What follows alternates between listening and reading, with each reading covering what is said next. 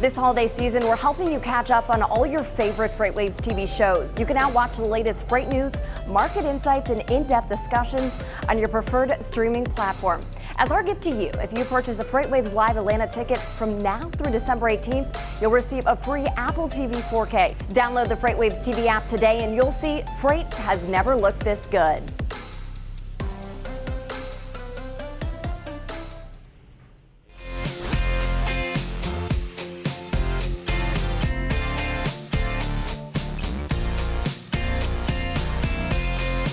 Hey everyone, and welcome to the first FreightWaves Now of 2020. Hopefully everybody had a great break. So up a little later, Luke Falasca tells us about the brokerage update. Kevin Hill comes in with a DHL Supply Chain Pricing Power Index, but first, the carrier update presented by PowerFleet.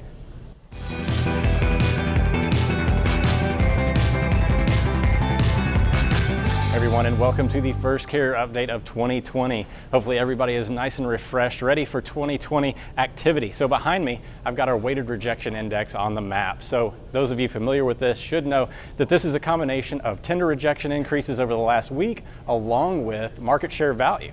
Anything in these dark red colors here indicates a softening environment. So something that we notice around this time of year is volumes slide all the way down, but also supply is way offline because a lot of drivers have come offline, going for home time. They're on break as well. But that also means that there's a lot of imbalance in the market right now. So over here in the Midwest, you can see a lot of dark reds. These dark red colors symbolize a softening environment. So capacity is returned to these areas where it needs to be. The Midwest, a lot of dark reds, Columbus, Detroit, Atlanta, Little Rock, Arkansas, all seeing declining tender rejection rates as we would expect as drivers come back online, become more available. These are some of the larger markets of the country. So these are areas that you're not necessarily going to have as much luck finding freight, especially on the spot market. Now, if we look out west, we see a lot of darker blues. Now, these markets are not necessarily as big as the ones out east, save for the Los Angeles market, which is in the dark red, indicating a lot of capacity coming online there. But these darker blues up here in the Pacific Northwest, Salt Lake City, Seattle, Washington, all showing darker blue. They're also a little bit elevated in terms of market share value, as is indicated by the tall market volumes here. If we go to the next chart, let's dive in to see where exactly these this weighted rejection index is really showing us we need to pay attention to source some more freight. So Salt Lake City leads the pack up here at number 1, Dallas, Texas, and then we have all the northwestern markets up here sitting in third place. So diving into the whole Salt Lake City market, we can see that a lot of this increase has been driven by dry van volumes, dry van rejections, I should say, along with tweener freight. So a lot of the freight that moves out of this area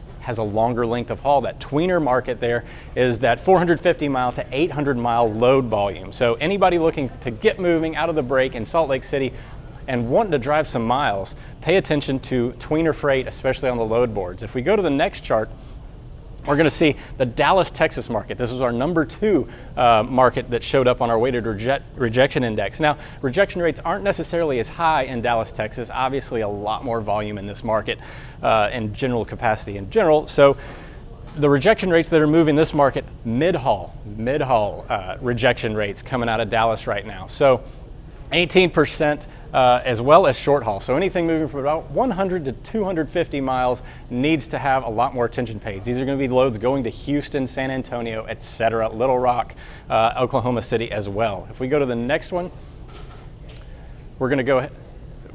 If we go to the next one, this is Seattle. The Pacific Northwest, obviously an area to pay attention to over the next few days. A lot of lead times up here, around 3 days. Rejection rates spiking up through here, but again, not super high, 5.75%, so don't expect as much. It's just going to be less bad than it normally is. And that'll do it for today's carrier update. The comprehensive logistics offerings from PowerFleet cover in-cab ELD, fleet management, trailer tracking, cargo monitoring, and tracking other assets such as chassis and intermodal containers. Power up your operations with PowerFleet.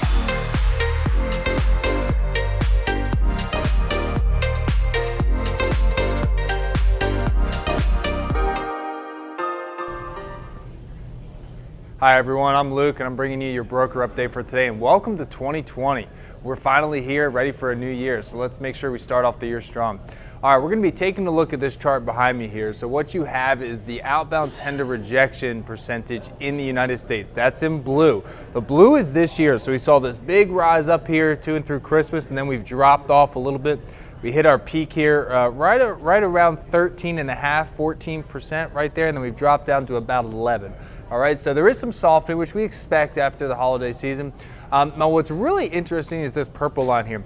This is the 2018 outbound tender rejection level. So, you know, while we experienced a much higher throughout the course of the whole year, right? And we did see a rise up here to Christmas, but they've come a lot closer together, indicating that we're beginning to kind of see similar levels from where we were last year, where we ended this year and where last year ended. Or excuse me, where 2019 versus 2018 ended. So that might be an interesting sign that there could be some potential upward pressure on pricing this year. We'll see. There will probably still be some softening as we go into this year. You know, January and February typically tend to be a little bit softer than November and December, but this will be really interesting to see. So let's take a look here at capacity levels. So this map here behind me, this is our head haul map. So this is a 7-day moving average. So the markets in blue represent that over the last 7 days, capacity has begun to tighten, versus in red, markets have begun to loosen, meaning there's more capacity in those markets. So you'll see here, typically Southern California is generally blue. That means that there's a lot of capacity to source from. But over the last 7 days, capacity has tightened, which isn't that unusual. We see the same thing in some of these big markets there in the east, northeast, right? A lot of folks live in those areas, so they've tried to go home, the carriers have, to move their freight or to get back home to their families for the holidays. So this is a great opportunity. If you're moving freight out of those markets, you might have a little bit extra ease in covering your freight. So if you have any shippers that need loads moved, make sure you go and cover that freight. Tell them that you have extra capacity to move and to move those freight for today. Also up here, you know, you see Seattle's red, obviously most of the West Coast, and then in the Northeast. We're going to be taking a look at the Charlotte market though today and see what's going on there. So if we go to the next chart, we see here in blue the outbound tender rejection out of Charlotte. So again, kind of see a similar rise up there going around Christmas time. So if we look here, in just under 15% there right around Christmas, and this orange line represents 2018's level. So we're taking a look and we're comparing a lot from last year to this year and seeing how things ended up. And it looks like 2018, when we came off of 2018, that orange line actually dipped below where we are right now. So that's a really good indication. If you're moving freight out of the Charlotte market, what that means is, number one, since we've had this dip in tender rejections over the last week, you want to lower your pricing to carriers to increase your pricing, so you'll increase your margins. And then also, if you're going to continue to move freight out of here, it might be a good time to potentially lock in some contracted freight now as rates continue to dive. Right? So that's a really good sign if you're moving freight out. It also means that the Charlotte market may continue to heat up and potentially perform better than it did last year. So just something to keep your eye on. Anyway, I'm Luke, and that's your broker update for today, and let's start off the year strong. Voices from every corner of the supply chain concerning all modes of transportation. From the world's largest logistics podcast network, this is what the freight tech revolution sounds like. Freightcast presented by FreightWaves. Subscribe now wherever you get your podcasts.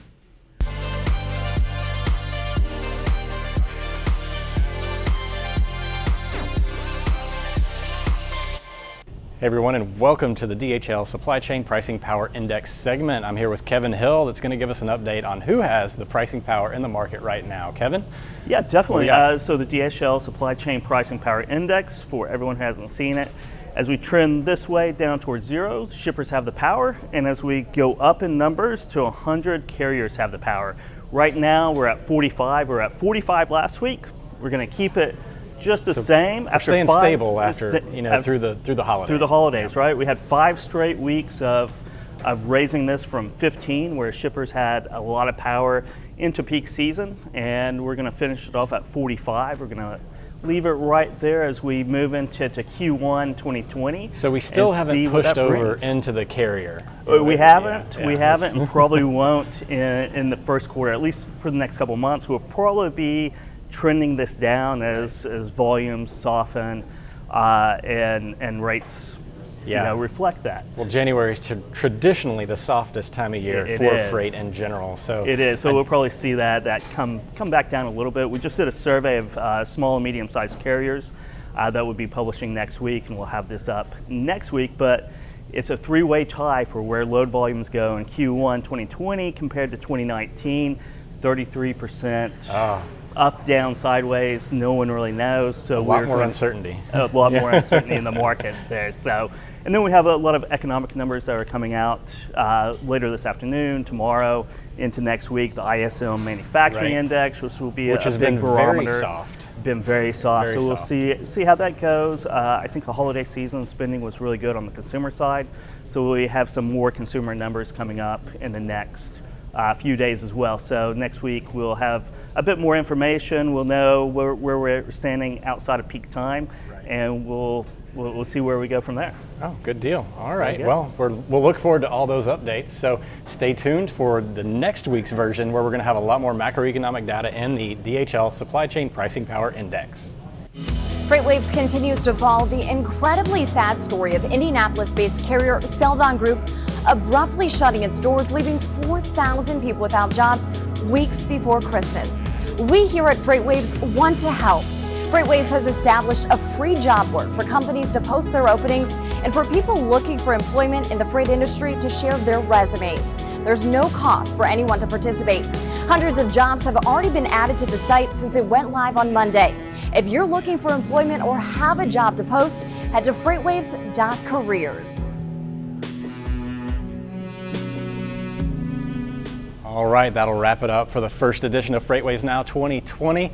Make sure you hit that subscribe button, as well as follow us on all our social media, LinkedIn, Instagram, Twitter, Facebook, etc. And have a great Thursday.